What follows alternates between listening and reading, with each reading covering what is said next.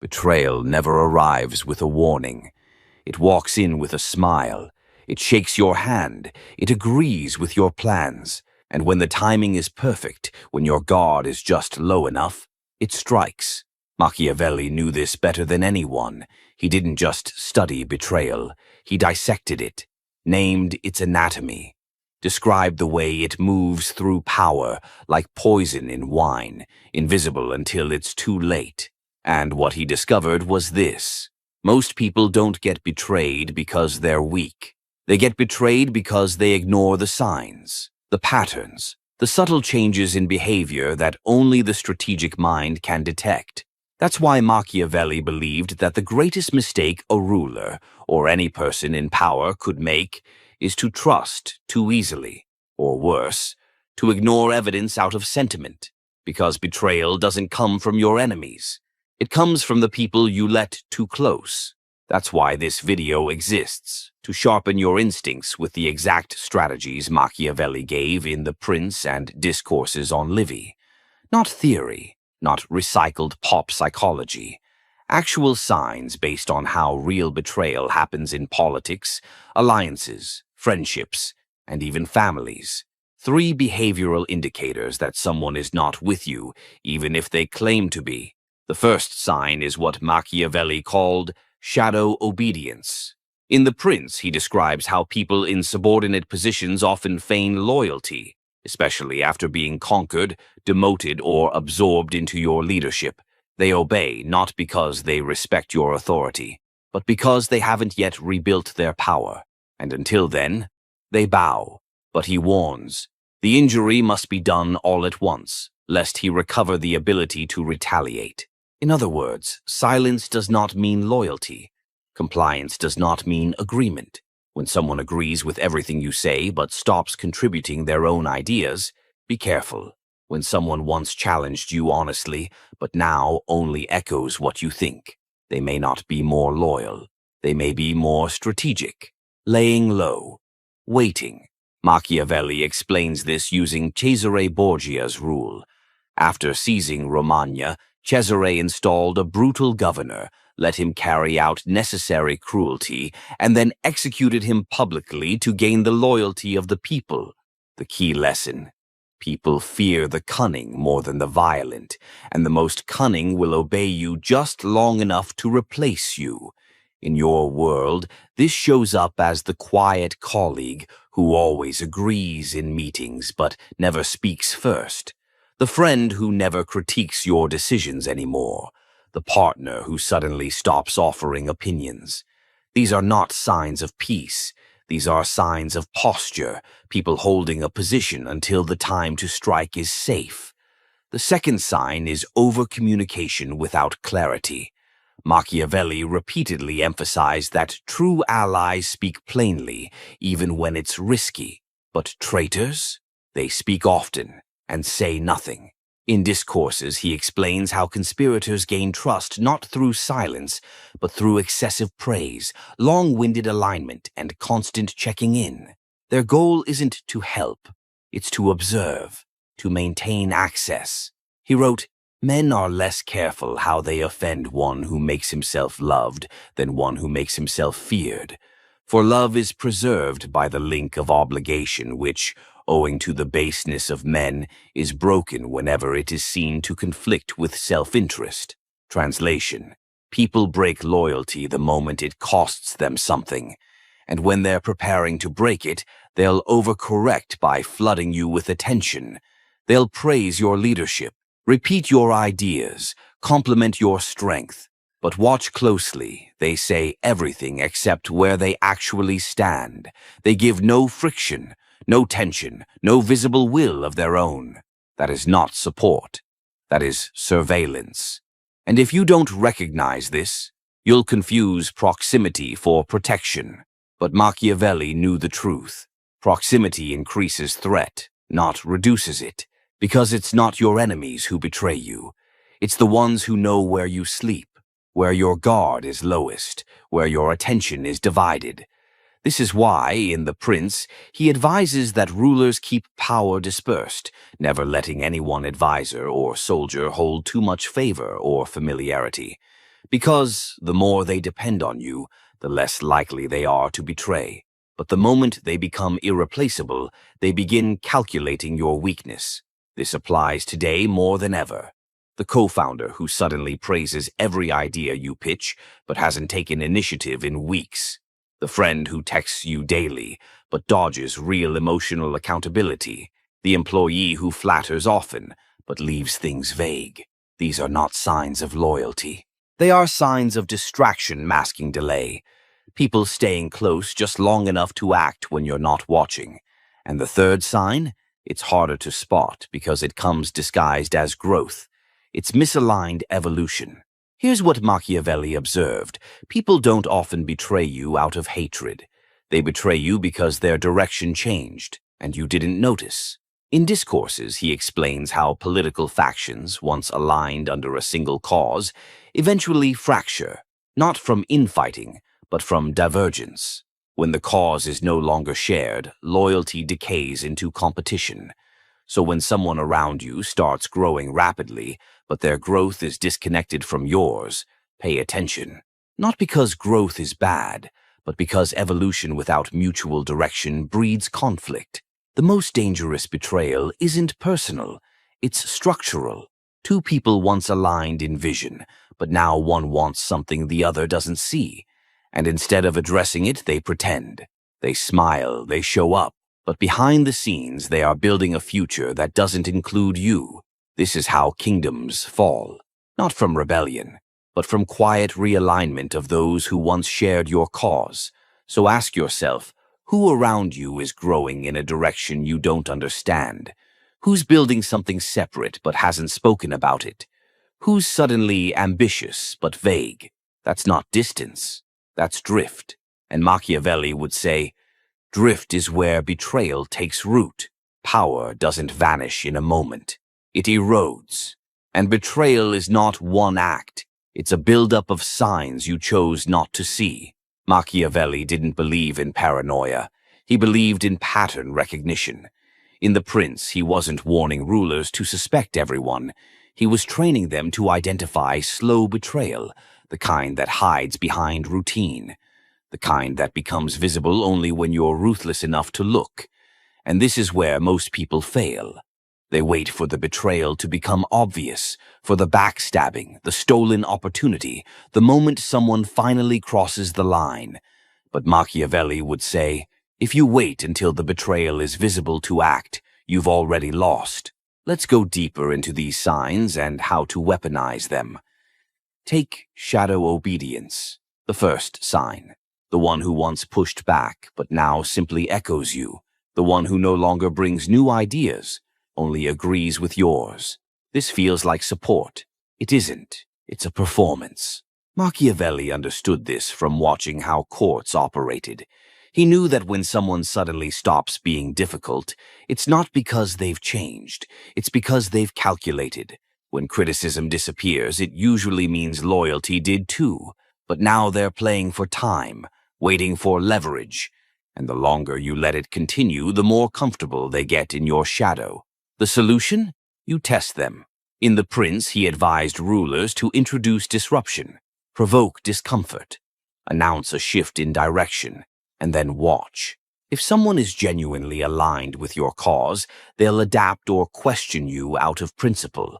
If they're just mirroring you, they'll flinch, they'll panic. They'll hesitate, not because they care, but because they didn't see it coming. And now their script doesn't work. This is how you flush out shadow obedience. Introduce pressure that demands true alignment, not fake agreement, real skin in the game. Now look at the second sign, over-communication without clarity. This is one of the most effective camouflage techniques traitors use. They stay close to you. They flood you with attention. They show up. They smile, they praise, but there's nothing behind the words. You'll notice a strange emptiness in their communication, like they're saying a lot, but never actually committing to anything. Machiavelli saw this behavior in diplomats and advisors. In his letters, he notes how people often feigned closeness with rulers to gather intelligence, not to serve. Their loyalty was a costume. And the easiest way to spot it was this: they never took risks. Real loyalty makes itself visible through action, through disagreement, through vulnerability. But the betrayer never risks anything.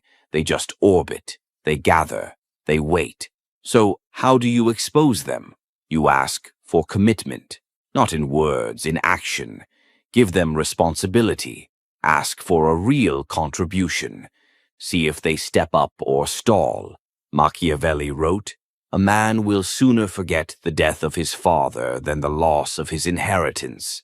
What he meant was this: people protect what matters to them. If someone keeps avoiding stakes, it means they have no intention of staying. Or worse, they're already committed elsewhere.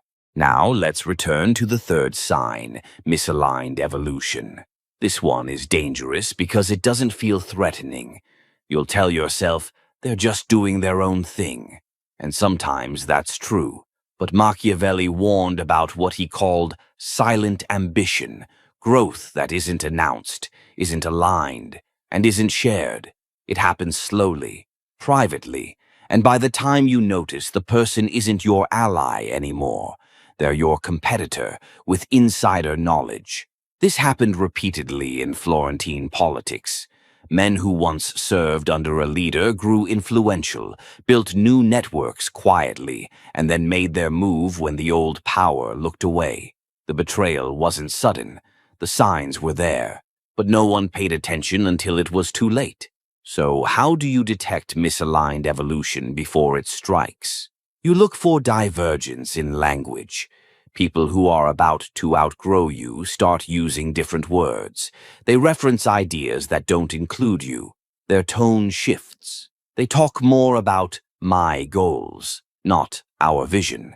They begin to speak like outsiders in a room they once helped build.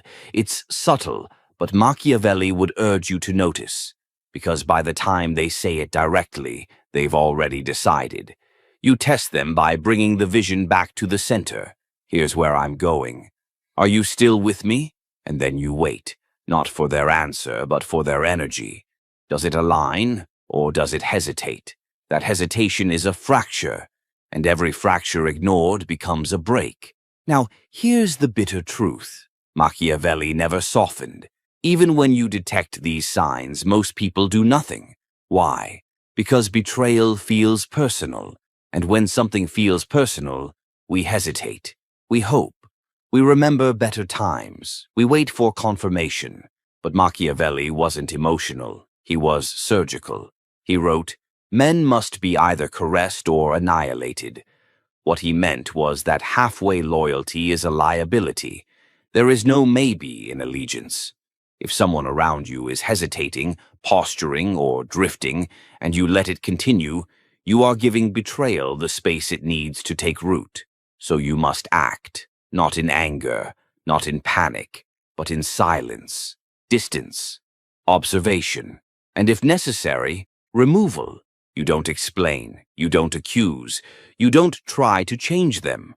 You simply restructure the room so that they no longer hold position. This is the Machiavellian way, not cruelty, clarity. Because the most powerful act isn't striking the traitor after they betray. It's recognizing the betrayal before they know you've seen it and making sure the knife never leaves their pocket. You don't punish betrayal after it happens.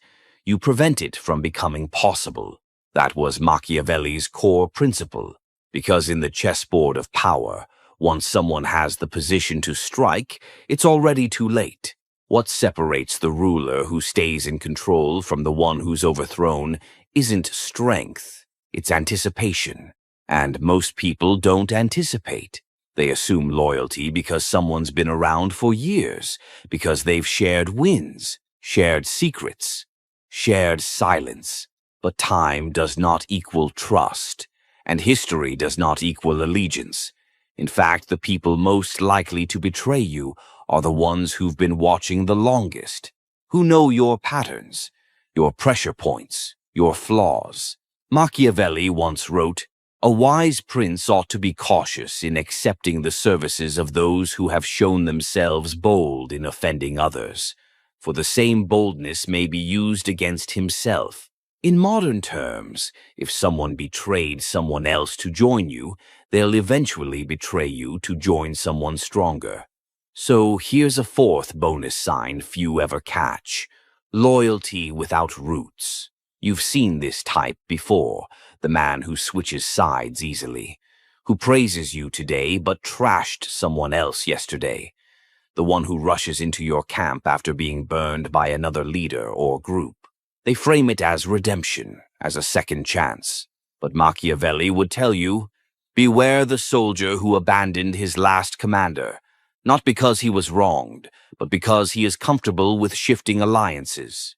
He may be loyal now, but only because you're currently winning.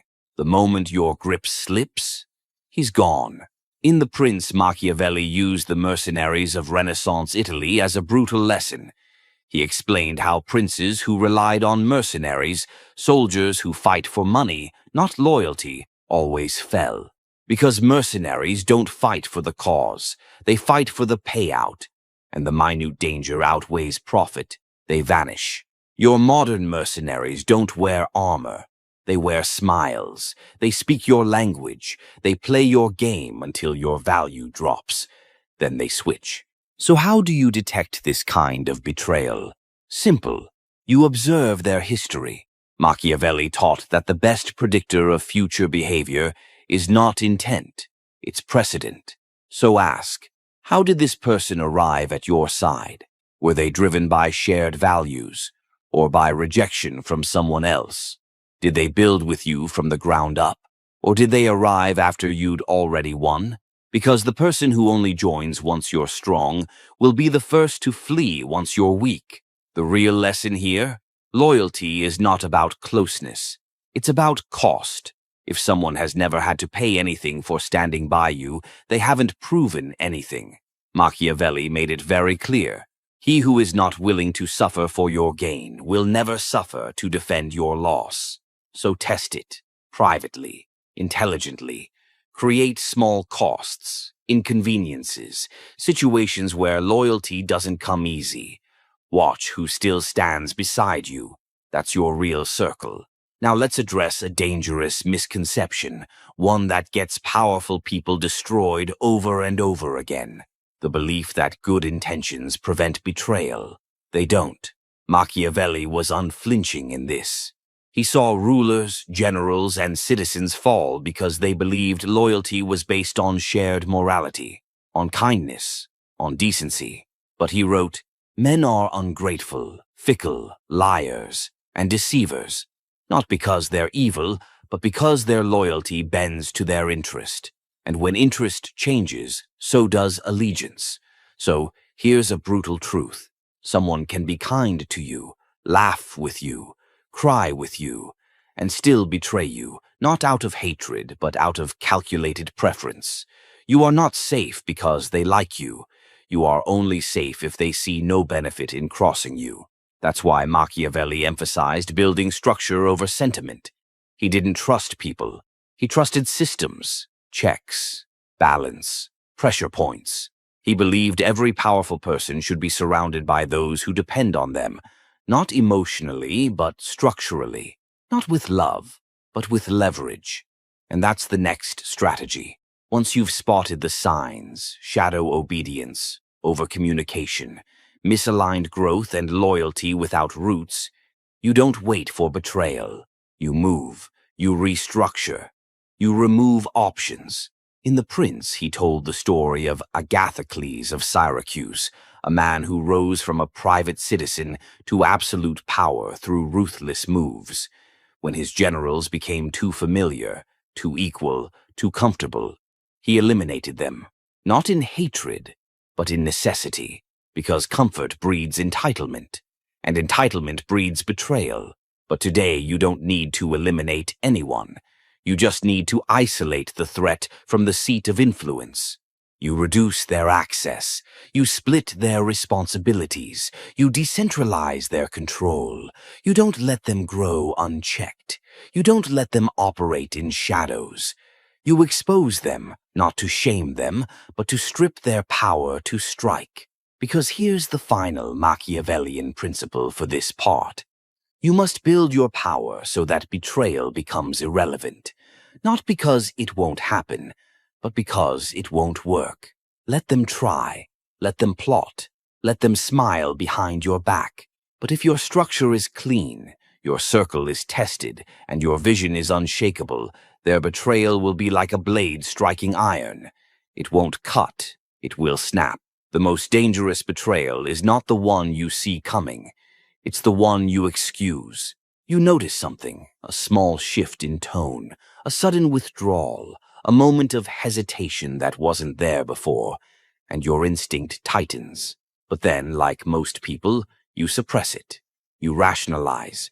You say they're just tired, or it's nothing, because acknowledging the truth would mean doing something about it. Machiavelli would call this softness, and softness is what gets rulers destroyed. He saw this pattern in history again and again. Good men, smart men, powerful men, undone not by enemies, but by their own unwillingness to accept that loyalty has an expiration date. In discourses, he recounts how the Roman Republic fell into tyranny not through sudden coups, but through gradual misalignment. Factions that once worked together slowly drifted apart, while leaders stayed blind, hoping the old alliances would hold. They didn't. The Republic collapsed because no one adjusted when the loyalty began to crack. So ask yourself, what are you currently ignoring? What signal are you downplaying because it's not a big deal? What shift in someone's behavior are you pretending not to see? Because calling it out would be uncomfortable. That is the point of rupture. That's where betrayal starts, in your silence. Machiavelli had no patience for those who ignored threats for emotional comfort. He believed in proactive disloyalty detection. He wanted leaders to be constantly testing, observing, unsettling, not out of cruelty, but out of necessity. Because power is not protected by love. It is protected by predictive judgment. Here's one of his most brutal lines. A wise prince should not keep faith when doing so would be against his interest. At first glance, it sounds cold, but look closer. Machiavelli isn't glorifying betrayal. He's acknowledging that loyalty is circumstantial, that even the most trusted friend, advisor, or partner will turn if the incentive shifts far enough. Your mistake is thinking that loyalty is fixed. It's not. It moves with the winds of advantage. That's why he repeatedly warns, don't depend on affection, depend on position. Someone who is loyal to you because they have no better option is dangerous, because the moment they find one, they leave.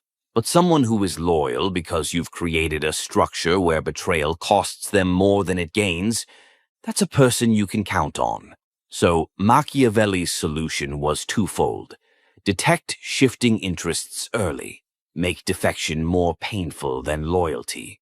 And here's how you do that in real life.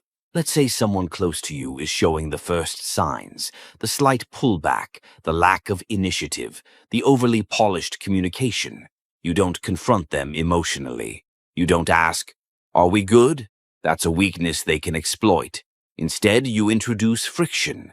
You subtly shift responsibility. You tighten control over information. You limit access to decisions. You change their incentives. You create a world where, if they are loyal, they earn more. But if they defect, they lose everything. Not because you're punishing them, but because you're designing a system that makes betrayal illogical. Machiavelli saw this in military structure. He wrote about how successful rulers never allowed any single general or advisor to become so powerful that their betrayal would matter.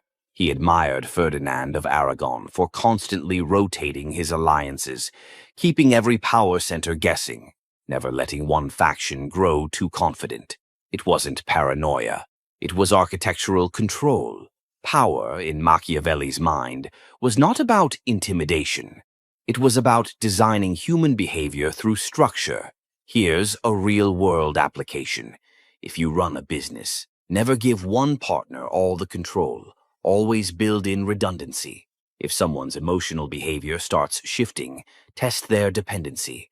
Pull one resource, delay one privilege, restructure one role. Observe how they react. Do they push back constructively, or do they withdraw further? Do they seek clarity, or do they get defensive? That response will tell you everything. Because here's what betrayal almost always looks like before it happens. Communication becomes vague. Praise becomes excessive. Initiative stalls. Independence rises quietly, and transparency vanishes. You'll notice they stop sharing things they used to share. You'll sense they're building something, but they're not telling you what. This is not paranoia.